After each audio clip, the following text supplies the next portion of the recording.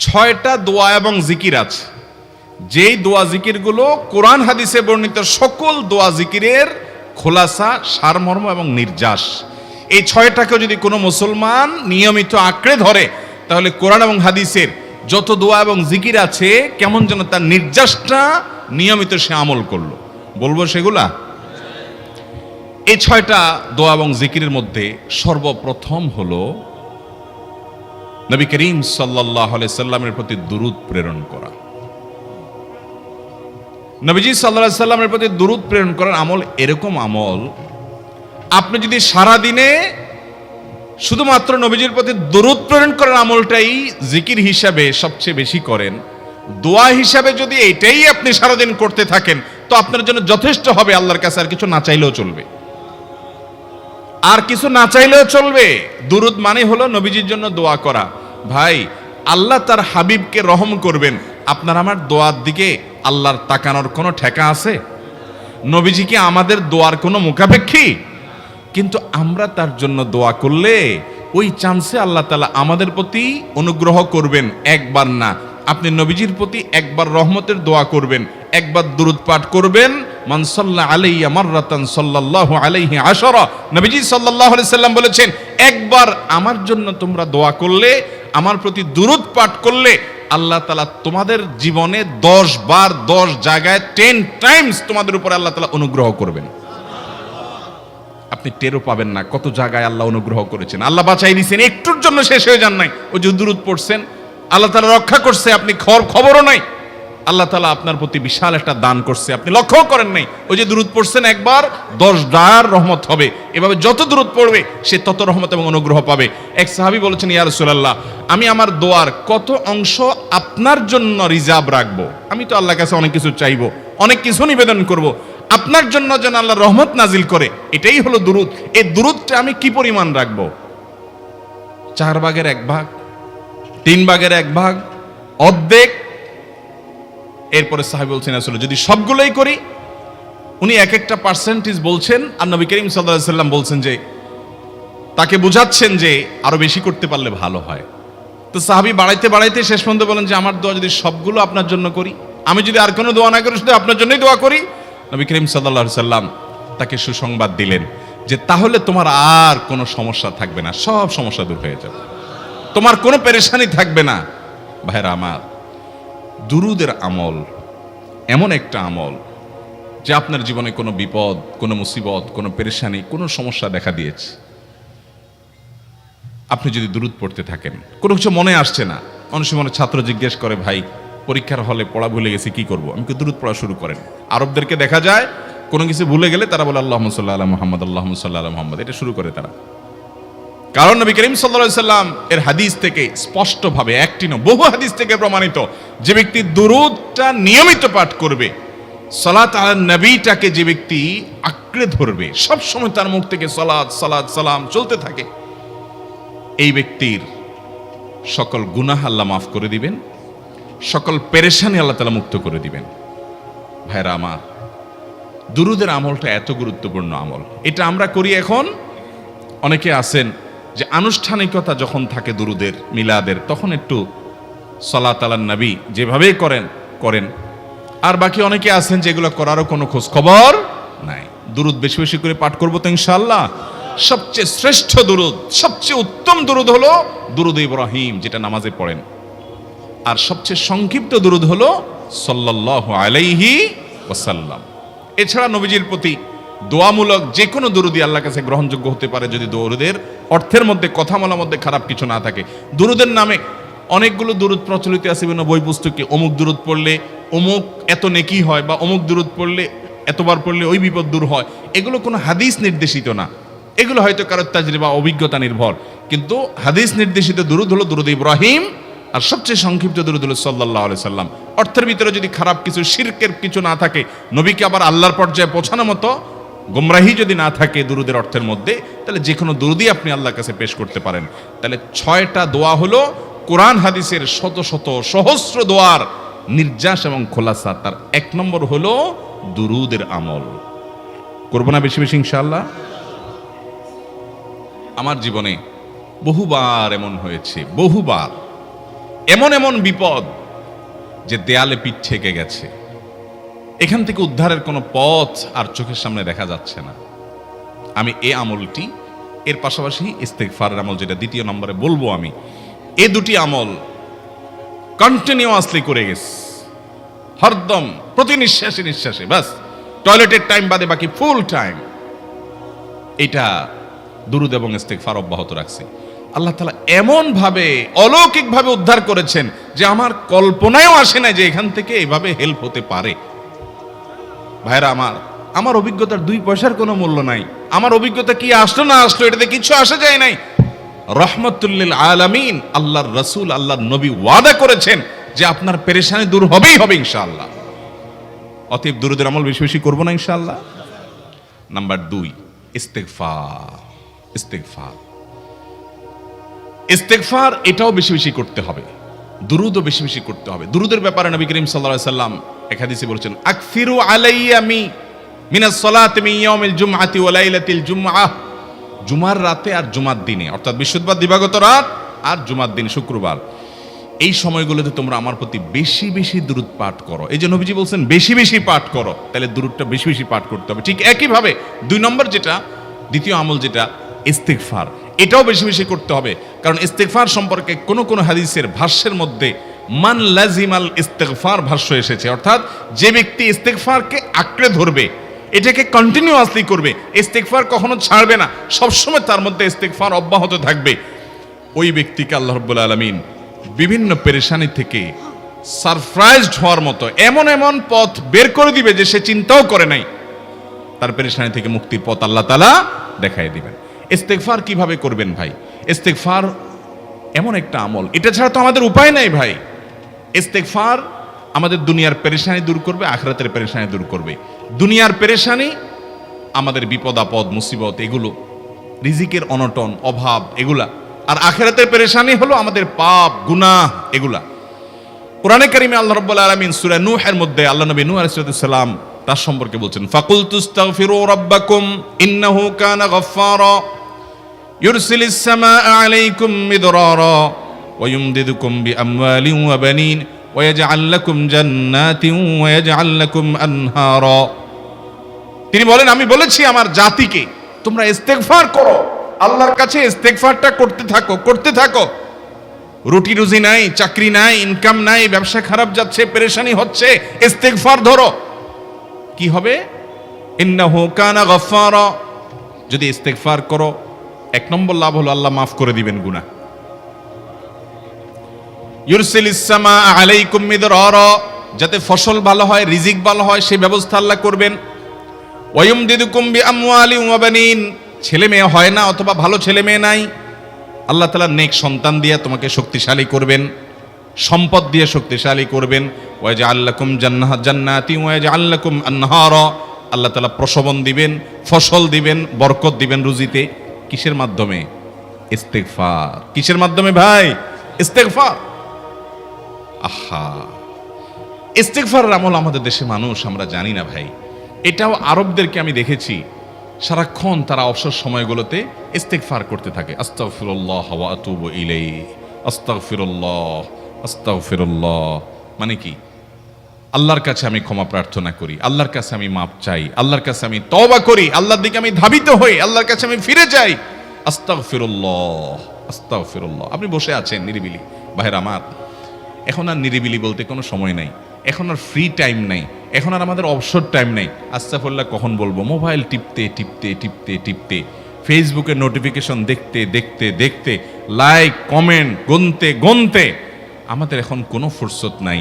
বাহিরে তো নাই, টয়লেটে গেলেও তখন আমাদের ব্যস্ততা মোবাইল নিয়ে, ফেসবুক নিয়ে, ঘুমাইতে গেলেও আমাদের ব্যস্ততা। ও ভাই আমার, অথচ আমার হায়াত শেষ হয়ে যাচ্ছে, আমল নামার শূন্য খালি, ফেসবুক টিপাটিপিতে পরিপূর্ণ। আল্লাহর কাছে কি নিয়ে যাবেন? ইস্তেগফার করবেন তো ইনশাআল্লাহ? অবসর সময় ইস্তেগফার করবেন তো ইনশাআল্লাহ? নিরিবিলি আছেন, একাকী আছেন, ইস্তেগফার চালায় দেন। 10 সেকেন্ড টাইম পাইছেন, ইস্তেগফার শুরু করে দেন। ডাক্তারের কাছে গেছেন, ওয়েটিং এ আছেন, বসে আছেন, ইস্তেগফার করতে থাকেন। সিরিয়াল আছেন কোনো কাজের, ইস্তেগফার করতে থাকেন। ডিউটিতে যাচ্ছেন, গাড়িতে, বাইসাইকেলে, বাইকে, যে কোনো ভাবে পায়ে হেঁটে ইস্তেগফার করতে থাকেন। যে কোনো অবসরের সময়গুলোকে ইস্তিগফার দিয়ে পরিপূর্ণ করে দেন। ভাইরা আমার, ইস্তিগফার সকল সমস্যার সমাধান। ইস্তিগফারের ভিতরে সবচেয়ে শ্রেষ্ঠ ইস্তিগফার হলো সাইয়্যিদুল ইস্তিগফার। সাইয়্যিদুল ইস্তিগফারটা যদি মুখস্থ না পারেন, অন্তত লিখিত ভার্সনটা পড়েন। সাইয়্যিদুল ইস্তিগফারের যে অর্থ, এটার যে মর্ম, বড় হৃদয়গ্রাহী ভাই, বড় মর্মস্পর্শী। ইমানদার এটার অর্থের দিকে তাকায় যদি পড়ে, তো তার অন্তর না গলে পারে না। আল্লাহুম্মা আনতা রব্বি, হে আল্লাহ আপনি আমার রব, আপনি আমার পালনকর্তা লাগেন। আপনার সাথে আমার এই সম্পর্ক, আমি আপনার গোলাম, আপনি আমার রব, এই সম্পর্কটা আপনার সাথে আছে। আল্লাহুম্মা আনতা রব্বি লা ইলাহা ইল্লা আন্ত, ও আল্লাহ আপনি ছাড়া আমার ইবাদত, আমার গোলামি, আমার দাসত্ব, উপাসনার উপযুক্ত আর কেউ নাই। আল্লাহুম্মা আনতা রব্বি লা ইলাহা ইল্লা আন্ত খালাকতানি, আপনি আমাকে সৃষ্টি করেছেন। ওয়া আনা আবদুক, আল্লাহ আমি আপনার গোলাম। দেখেন কিভাবে আল্লাহর সাথে সম্পর্কটার কথা বলা হচ্ছে মুহাব্বতের সাথে। খালাকতানি ওয়া আনা আবদুক, আল্লাহ আপনি আমাকে সৃষ্টি করেছেন আর আমি আপনার গোলাম। ওয়া আনা আলা আহদিকা ওয়া ওয়া'দিকা মাস্তাতা'তু, আল্লাহ আপনার সাথে যে অঙ্গীকার করেছিলাম, আলাস্তু বিরব্বিকুম, আপনি জিজ্ঞেস করেছেন। আলমে আরওয়াহাতে আমরা বলেছি বালা, হ্যাঁ আপনি আমার রব। আপনাকে রব হিসাবে স্বীকৃতি দিয়ে আপনার গোলামি করার যে অঙ্গীকার আমরা করেছি, কালিমাতুশ শাহাদা যে আমরা পাঠ করেছি, এই যে আপনার সাথে কৃত অঙ্গীকার, রব হিসাবে স্বীকৃতি দেওয়ার পর, গোলাম হিসাবে মেনে নেওয়ার পর, আমি আপনার যে গোলামি করার কথা ছিল, ওয়া আনা আলা আহদিকা ওয়া ওয়া'দিকা মাস্তাতা'তু, যতটুকু পারছি আমি সে ওয়াদার উপরে থাকার চেষ্টা করছি আল্লাহ। ওয়া আনা আলা আহদিকা ওয়া ওয়া'দিকা মাস্তাতা'ত আবুউ লাকা বিনি'মাতিকা আলাই, আল্লাহ আমি স্বীকার করি আপনি আমার প্রতি অনেক নিয়ামত দিয়েছেন, অনেক নিয়ামত দিয়েছেন, এটা আমি স্বীকার করি। ওয়া আবুউ লাকা বিযামবি, আর আমি এও স্বীকার করি যে আল্লাহ অনেক অপরাধ, অনেক পাপ আমার দ্বারা হয়ে গেছে। ফাগফিরলি, অতএব আপনি আমাকে মাফ করে দেন।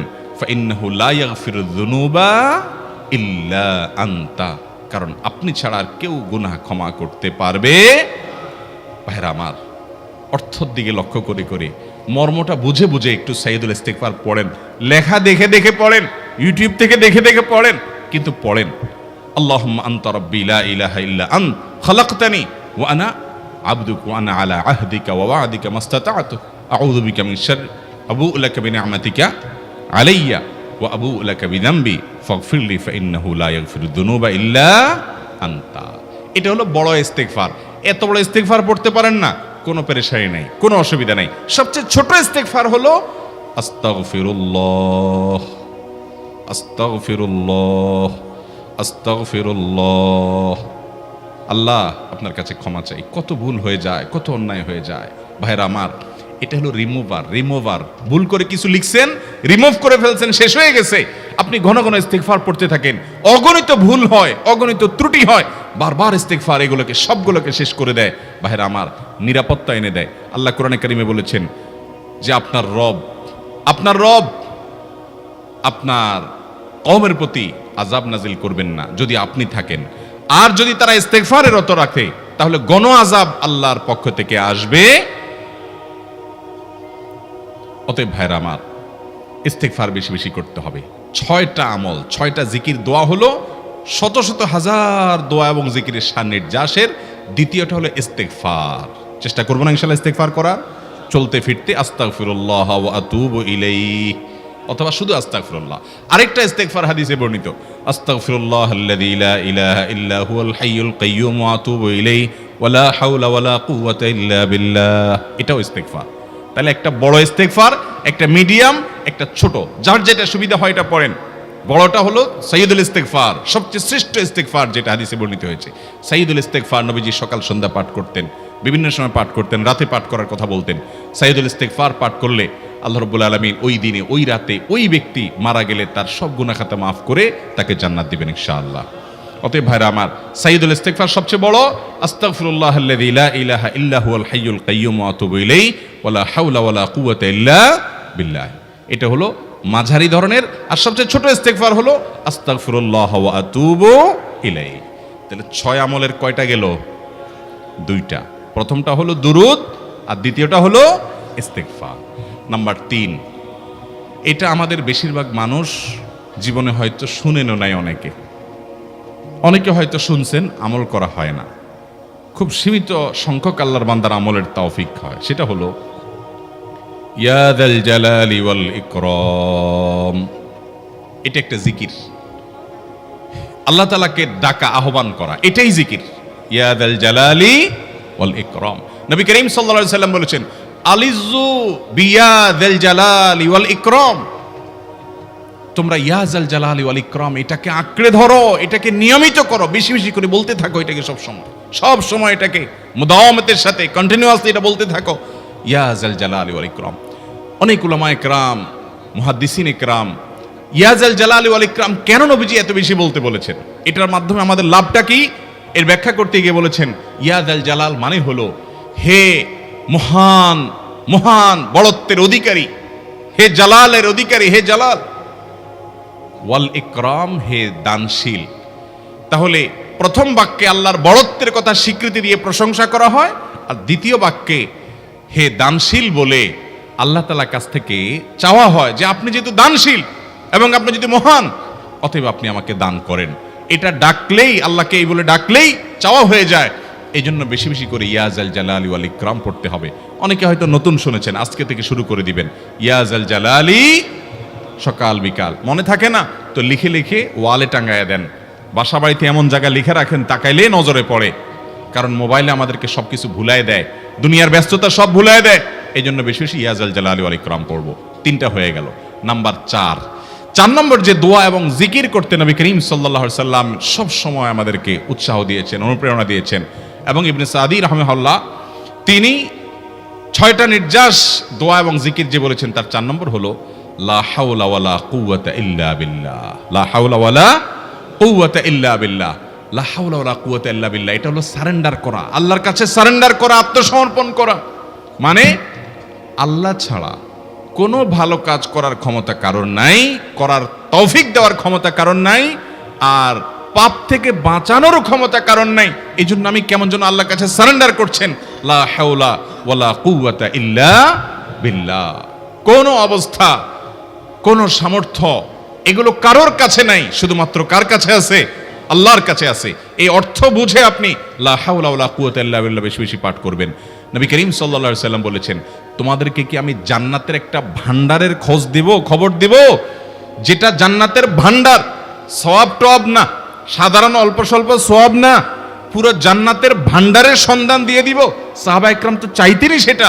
নবীজি সাল্লাল্লাহু আলাইহি সাল্লাম তখন বলেছেন যে লা হাওলা ওয়ালা কুওয়াতা ইল্লা বিল্লাহ, এটা হলো কানজুম মিন কুনুজিল জান্নাহ, জান্নাতের ভান্ডার সমূহের মধ্যে থেকে একটা বড় ভান্ডার হলো লা হাওলা ওয়ালা কুওয়াতা ইল্লা বিল্লাহ। অতএব এই আমলটাও বেশি বেশি করবেন। 4 নম্বর আমল হয়ে গেল। দুরুদের আমল 1, ইস্তিগফারের আমল 2, ইয়া যাল জালালি ওয়াল ইকরাম 3, লা হাওলা ওয়ালা কুওয়াতা ইল্লা বিল্লাহ। কয়টা হলো? 4। 5 নম্বর আমল হলো দোয়া ইউনুস। দোয়া ইউনুস জানা আছে তো? লা ইলাহা ইল্লা আনতা সুবহানাকা ইন্নী কুনতু মিনাজ জালিমিন। ভাইরা আমার, অর্থের দিকে তাকায়া মাঝে মধ্যে মোবাইল টোবাইল সব ফালায় রেখে একটু আল্লাহর সাথে কথা বলবেন, আল্লাহর সাথে একটু কানেক্টেড হওয়ার চেষ্টা করবেন, আল্লাহর সাথে একটু সংযুক্ত হওয়ার চেষ্টা করবেন। ডিসকানেক্টেড তো পুরো লাইফটা কাটাই দিলেন, একটু কানেক্টেড হওয়ার চেষ্টা করেন।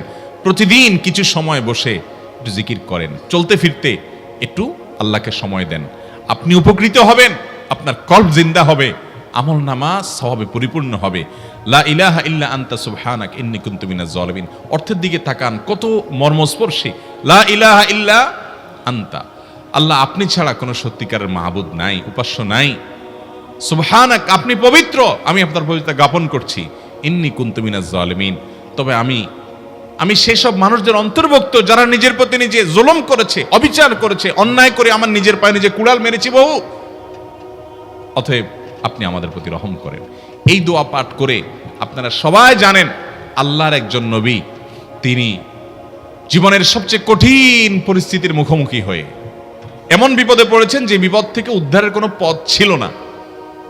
দুনিয়াবী সকল সিস্টেম বলবে যে সমুদ্রে নিক্ষেপিত হয়ে বিশাল বড় সমুদ্রের প্রাণী মাছের পেটে চলে গেলে সে মানুষ আবার বাঁচে কিভাবে? মুহূর্তের ভিতরেই তো মারা যাবে অক্সিজেনের অভাবে। এটাই দুনিয়ার সিস্টেম বলে। আল্লাহ তাআলা অলৌকিকভাবে লৌকিক সিস্টেমের ঊর্ধ্বে রেখে আল্লাহ তাআলা তাকে এই বাক্য পাঠ করার কারণে এর মাধ্যমে আল্লাহ তাকে মুক্তি দান করেছেন। এবং আল্লাহ তাআলা এই ঘটনা কোরআনে উল্লেখ করার পর একটা সুসংবাদ বলছেন আমাদের সবার জন্য, বিরাট বড় আনন্দের সংবাদ। আল্লাহ বলেছেন, ওয়াকাযালিকা নুনজিল মুমিনিন।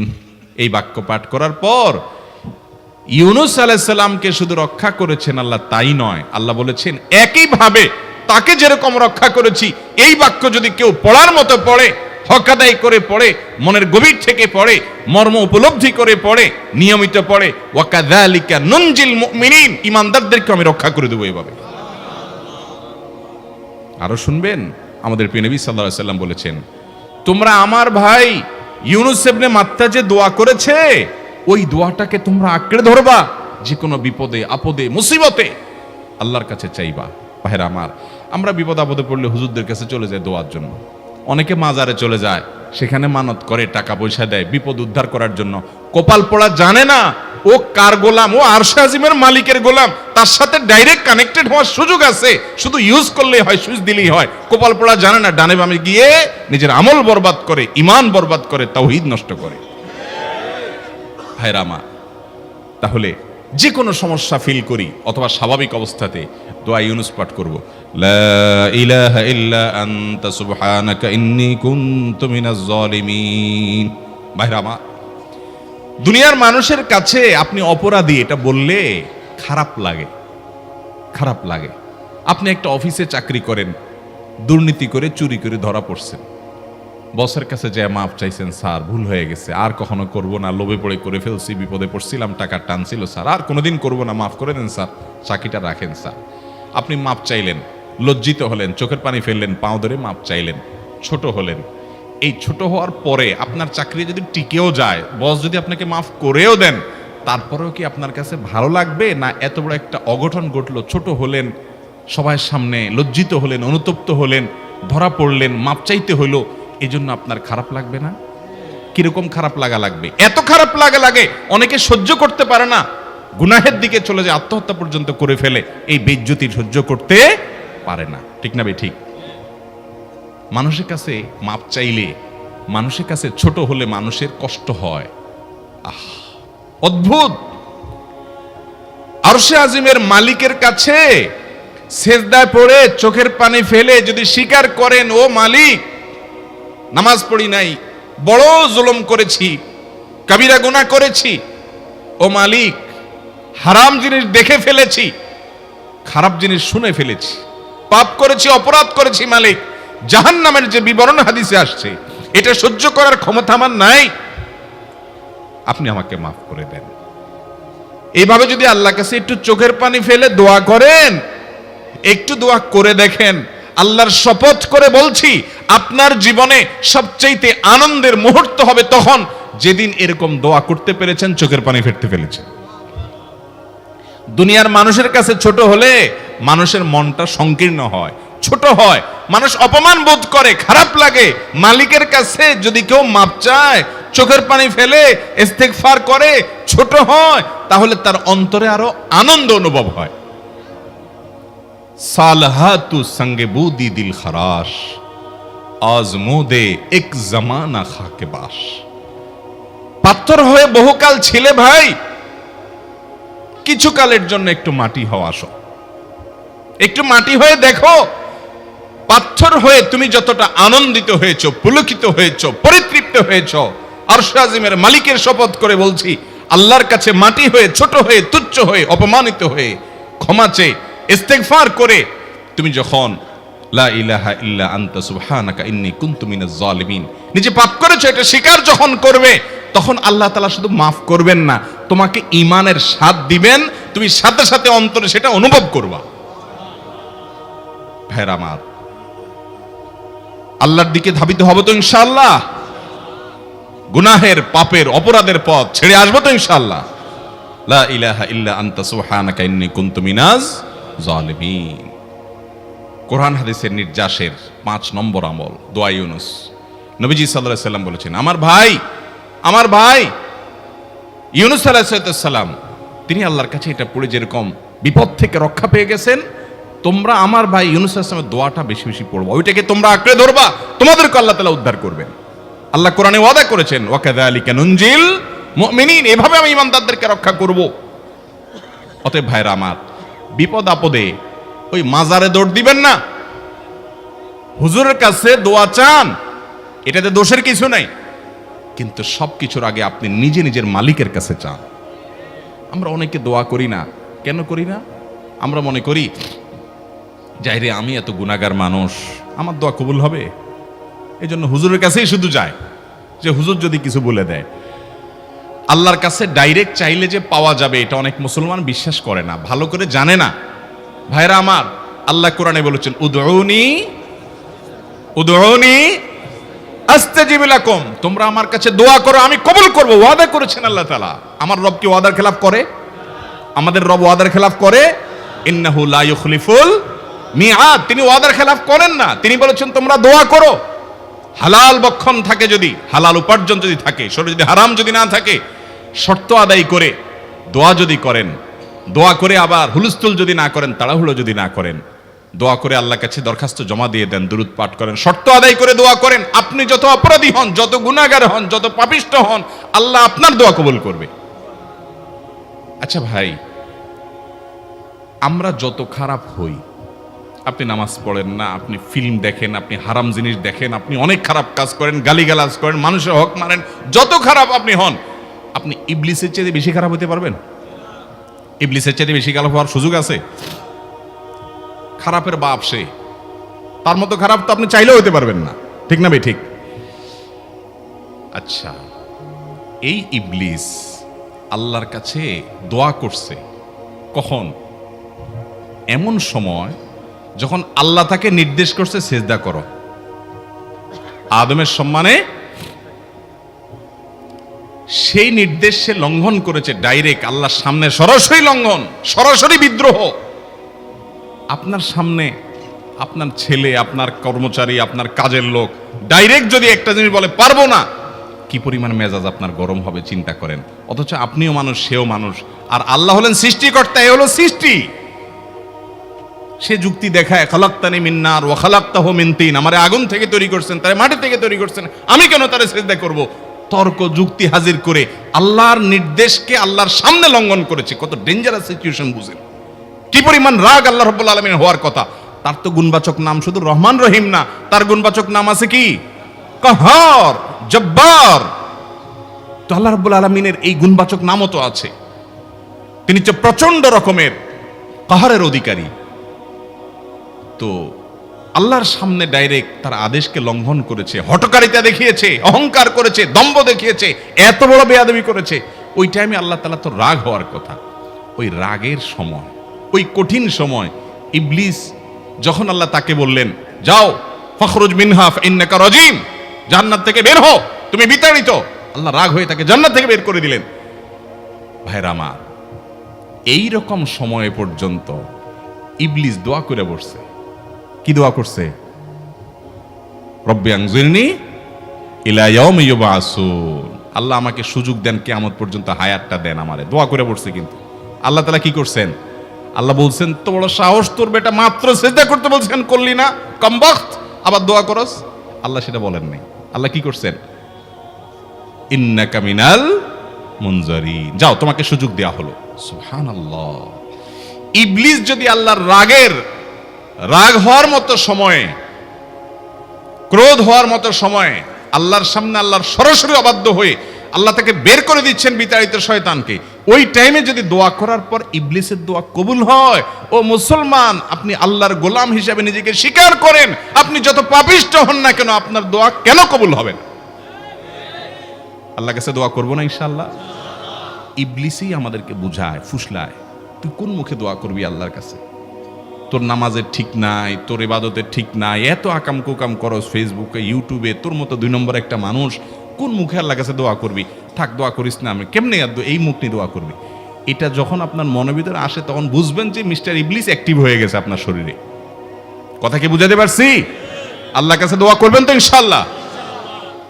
এই 6টা দোয়া জিকিরের 5 নম্বর দোয়া ইউনুস, অর্থ সহকারে বুঝে বুঝে আল্লাহর কাছে চাইবেন এবং দোয়া করবেন। 6 নম্বর হলো সুবহানাল্লাহ, আলহামদুলিল্লাহ, লা ইলাহা ইল্লাল্লাহ, আল্লাহু আকবার।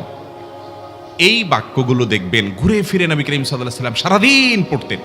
5 ওয়াক্ত নামাজের পরে 33 বার দেখবেন। আবার দেখবেন সকাল সন্ধ্যায় সুবহানাল্লাহি ওয়া বিহামদি 100 বার, সুবহানাল্লাহি ওয়াল হামদুলিল্লাহি আল্লাহু আকবার 100 বার। আবার এগুলো মাঝে মধ্যে 10 বার, রাতের শোয়ার সময় 33, 34 বার। বিভিন্ন সময় দেখবেন ঘুরে ফিরে এই সুবহানাল্লাহ, আলহামদুলিল্লাহ, লা ইলাহা ইল্লাল্লাহ, আল্লাহু আকবার, এগুলো একটা মিজানের পাল্লাকে পরিপূর্ণ করে দেয়। কোনোটা আসমান এবং জমিনের মধ্যবর্তী জায়গায় সওয়াব দিয়ে পরিপূর্ণ করে দেয়। এত বেশি ফজিলতপূর্ণ জিকির। এই জন্য পুরো কোরআন হাদিসের দোয়া এবং জিকিরের নির্যাসের শেষ এবং 6 নম্বর হলো বেশি বেশি করে দিন রাত 24 ঘন্টা যখন সুযোগ পাবেন, যেখানে যেখানে হাদিসে যে সংখ্যা বলা আছে ওটাতে করবেনই, ওর বাইরেও বেশি বেশি করে সুবহানাল্লাহ, আলহামদুলিল্লাহ, লা ইলাহা ইল্লাল্লাহ, আল্লাহু আকবার বেশি বেশি করব না ইনশাআল্লাহ। আবারও বলছি।